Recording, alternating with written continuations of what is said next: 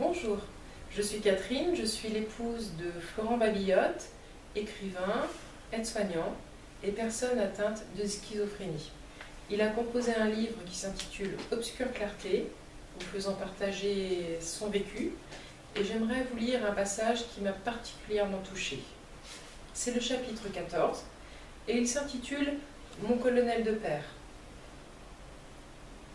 Le sablier du temps se fige brusquement pour quelques instants.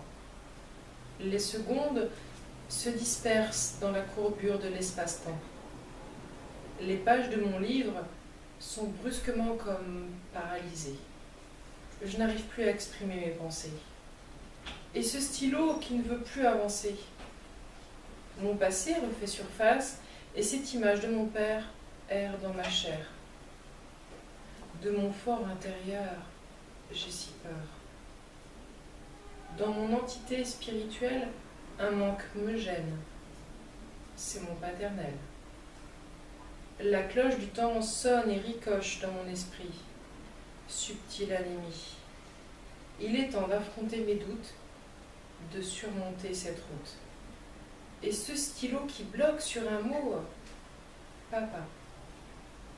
Voilà, j'en suis là, quelque part entre papa et moi.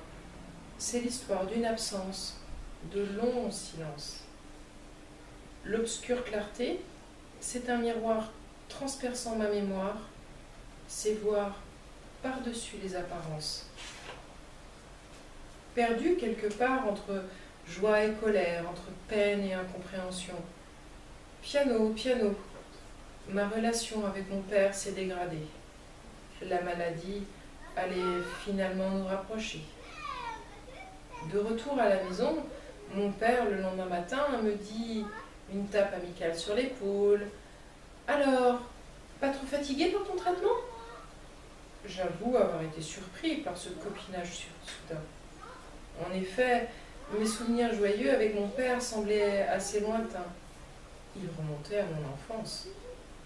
Durant mon adolescence, mon père ne me parlait pas, distant, parfois absent. J'ai beaucoup souffert de ce manque récurrent. Parfois, sa présence reflétait une certaine absence. On pouvait rester dans la même pièce pendant 1 heure sans se parler. Je ne m'entendais plus avec mon père. Il ne me soutenait pas au basket, tandis que les parents de mes amis venaient à tous les matchs. J'aurais voulu qu'il me consacre plus de temps. Mon paternel, militaire de carrière, avait un travail très prenant.